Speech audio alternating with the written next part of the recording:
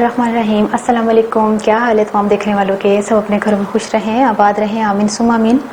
आज हम चने की दाल और मूंग की दाल के जो पकोड़े होते हैं वो लेकर आए हैं। ये बहुत ही ज़्यादा टेस्टी होते हैं, इतने क्रिस्पी होते हैं, इतना इसका टेस्ट आता है क्योंकि नॉर्मली हम बेसन के जो बनाते हैं उसमें थोड़ा सॉफ्टपन आता है, क्योंकि दाल जो है हमने चॉपर में चलानी है। इसका दरदरापन जो होता है ना, यही इसका असल टेस्ट और असल फ्लेवर है, जो कि इसकी खुशबू भी इतनी अच्छी आती है। जब खाने वाला जब खाता है तो उसको बाइट करते ही इतनी खुशबू और इतनी मज़े का लगता है ये पकोड़ा कि आपके साथ इसलिए रेसिपी शेयर करने लगी हूँ। तो जिसके लिए हमने 1 कप जो है वो चने की दाल 3 घंटे से मैंने भिगो के रखी हुई है, और मूंग की दाल आधा कप जो है वो भिगो के रखी हुई है। और 2 चुटकी हमने मीठा सोडा लेना है, 1 खाने का चम्मच कुटी हुई मिर्चें हैं, 1 खाने का चम्मच ये प्याज का पाउडर है, प्याज का पाउडर, और 2 से 3 खाने के चम्मच, बल्कि 3 खाने के चम्मच आप बेसन ले लें। 1 चाय का चम्मच हमने जीरा लिया है, 1 टीस्पून मैंने नमक लिया है। नमक आप अपने हिसाब से ले लीजिएगा, मैं तो जरा कम ही इस्तेमाल करती हूँ। तो फिर शुरू करते हैं।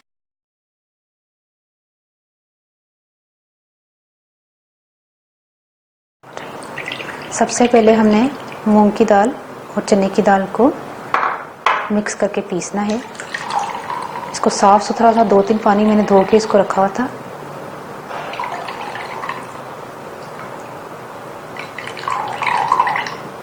ठीक है, अब क्या करते हैं, इसको मशीन में चलाते हैं। मूंग की दाल मैंने शामिल कर ली है, चने की दाल शामिल हो रही है, और इसको अब हम मशीन चलाते हैं।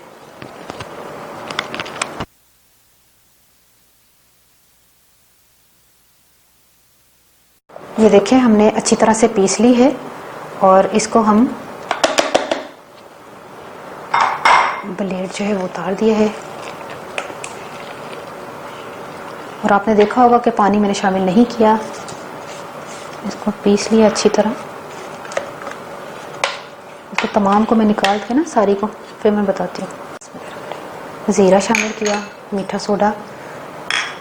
सोडा ज़्यादा सॉफ्ट नहीं करेगा ये मैं बता दूँ। इसमें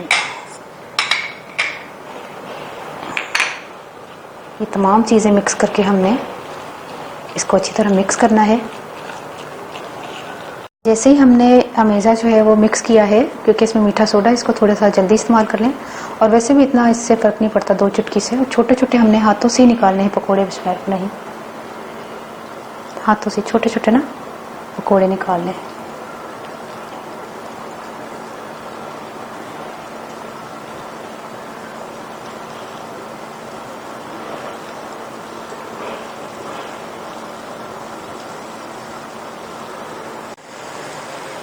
ये देखिए हमने अपनी गुंजाइश से शामिल कर दिए हैं, जितना इस कढ़ाई में गुंजाइश थी।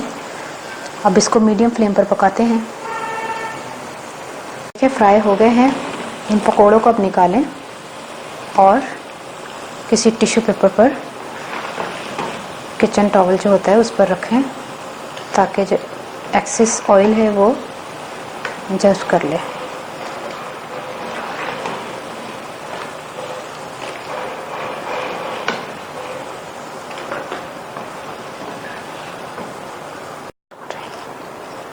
अब हमने दूसरा परागा किया, उसी तरह छोटे छोटे पकोड़े। ये देखिए दूसरा परागा भी माशाल्लाह से हो गया है। अब थोड़ा सा ही रह गया, तीसरा परागा थोड़े से हैं, इतने ज़्यादा नहीं है। हम तमाम को निकाल के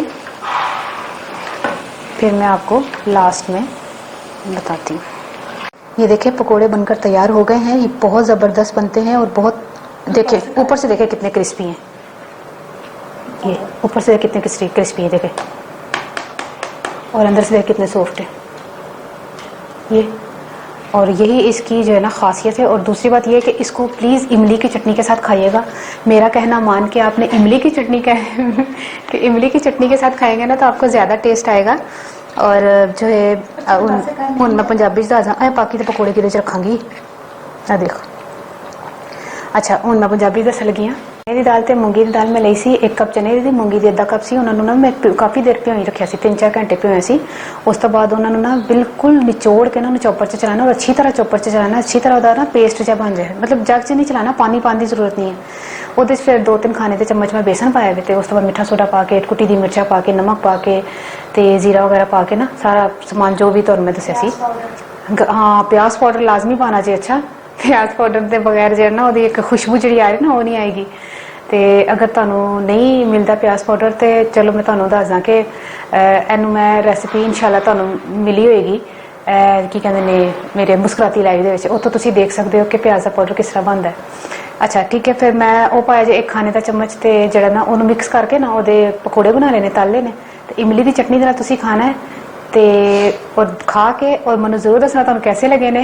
अपनी दुआ जरूर अफ्तारी के टाइम याद रखना, मैं अपनी दुआ जरूर याद रखना। ओके, अल्लाह हाफिज़।